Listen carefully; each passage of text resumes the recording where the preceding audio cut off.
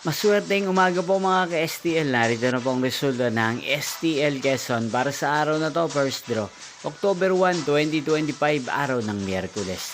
Naway ang mga natayahan niyo po mga numero kanina ay manalo nawa ngayong umagang ito, 11 AM. Kaya kunin niyo na po ang inyong mga ticket. Narito na po ang resulta.